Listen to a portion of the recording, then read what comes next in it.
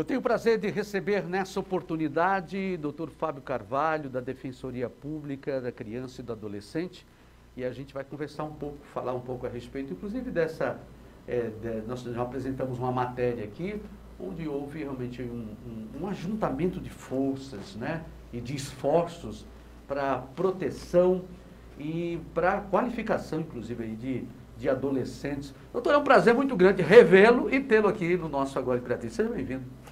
O prazer é todo nosso, principalmente quando estamos aqui para conversar sobre uma questão muito exitosa, um trabalho exitoso da Rede de Proteção dos Direitos da Criança e do Adolescente aqui em Imperatriz, que foi a medida certa, é ser aprendiz. Esse é o nome do projeto.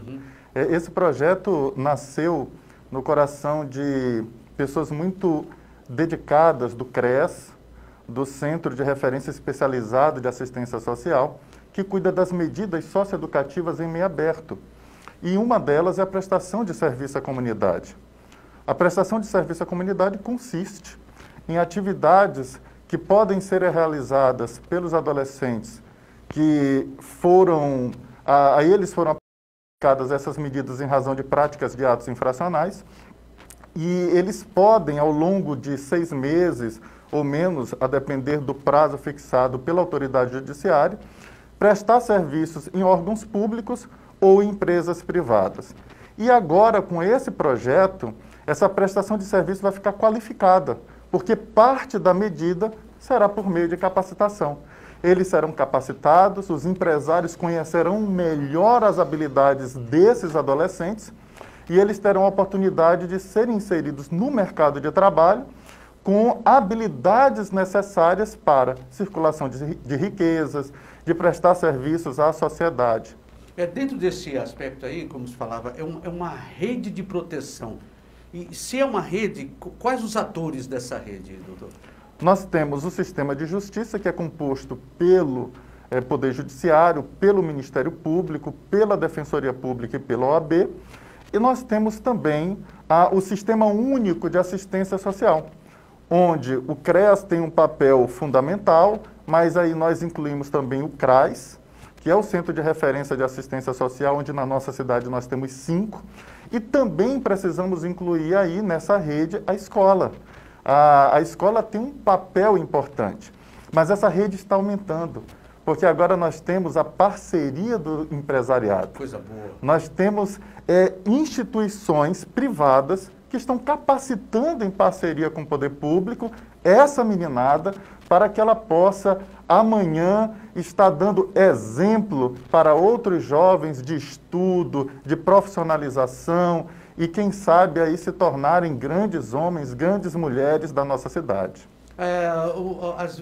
Numa situação como essa e num ajuntamento de forças como esse, nessa rede de proteção, ou seja, mais tarde não vai poder se dizer, nunca me deram oportunidade, né, doutor?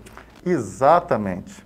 E isso eu falava para eles ontem na solenidade, de que, na verdade, não existe mérito individual, o mérito é coletivo. Eu só estou aqui pelo mérito da minha professora. De repente, se eu estava doente, eu só estou vivo pelo mérito de um médico. Então, que eles aproveitem o mérito dessas pessoas que estão dando essas oportunidades para que, pelo próprio mérito, amanhã eles possam estar auxiliando alguém.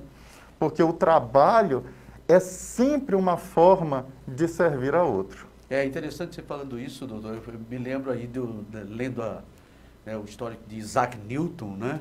E ele dizendo, grande físico, e dizendo, cientista, se hoje eu cheguei nessas alturas é porque eu estive sobre ombros de gigantes, né? Então o professor, né, o poder público, o empresário, esses são os degraus, são os gigantes que vai me colocando lá em cima. Exatamente. Quando Albert Einstein, ele questionou o próprio pensamento de Newton, ele lembrou que ele só estava ali porque Newton precedeu. Olha. Então, a macrofísica, ela foi a mãe da microfísica apresentada por Planck, por Maxwell, por Albert Einstein e tantos outros que precisam reconhecer que, se nós estamos hoje em uma estrada pavimentada, é porque ontem alguém pavimentou as estradas com as suas anfractuosidades. A gente, quando olha para essa situação, tudo começa com uma mudança de pensamento, uma mudança de mentalidade. Às vezes se olha para uma criança, um adolescente, né, infrator, e muitas vezes a mentalidade esse não vale nada, é assim mesmo. Aliás, infelizmente, alguns ouvem isso da própria pai, da própria mãe: você não vai virar nada na vida, você vai virar bandido, não sei o quê, e a coisa acaba. Agora, quando há uma mudança de mente, quando a gente vê em cada criança, em cada adolescente, um potencial de ser humano, aí pode investir, porque é terra fértil, né, doutor? Isso, nós precisamos compreender que todo homem pode ser maior do que o seu erro. Todo homem pode ser maior do que o seu crime. E nós temos aí múltiplos exemplos de pessoas que conseguiram contornar esses obstáculos e se tornarem grandes referências dentro das áreas de atividades. Nós temos juízes que já passaram pelo sistema prisional, grandes atores em Hollywood que já passaram pelo sistema prisional e hoje estão colaborando com a sociedade. E perceber que nós precisamos ver o que as pessoas têm em potencial para servir é mais importante do que focar simplesmente nos seus erros. E aquele que quiser pôr a mão na charrua, que não olhe mais para trás. É verdade. Bom, tá aí toda uma oportunidade. De que forma, por exemplo, as empresas e os empresários que nos assistem podem estar ajudando também nessa tarefa? Primeiro, mudança de mentalidade, que é isso que nós estamos conversando. Os meninos que cometeram, as meninas que cometeram erros, podem também cometer acertos, podem acertar. Segundo, dar oportunidades. Nós temos uma série de programas, não só a medida certa é ser aprendiz, mas nós temos o programa Jovem, o Jovem Aprendiz, onde as empresas, diante de benefícios do próprio governo, têm condições de receber esses jovens para pagar a eles um salário mínimo, a depender da hora de trabalho, né? É dividido em horas, porque eles não vão deixar de ir à escola, então não vão trabalhar os 2 turnos que os adultos trabalham, e também se aproximar desses programas do Conselho Municipal da Criança e do Adolescente, inclusive a projetos excelentes junto ao Conselho, e que o empresário, se ele fizer até doação para esses projetos, ele pode ter aí isenções parciais do imposto de renda. Ou seja, ele ganha com isso, sabe que o dinheiro dele está indo para projetos importantes que passam pelo crivo do Conselho e ainda recebem depois esses jovens como mão de obra.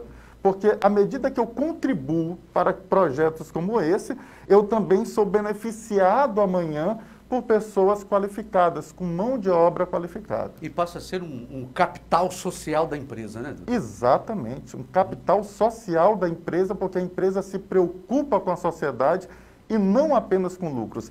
Essa época em se pensar apenas nas mancheias, nos bolsos cheios, já passou. Hoje, qualquer empresa que se destaque, ela se preocupa também com o mundo no seu entorno, com as pessoas, com o meio ambiente, com a sociedade, e eu acho que esse é o caminho.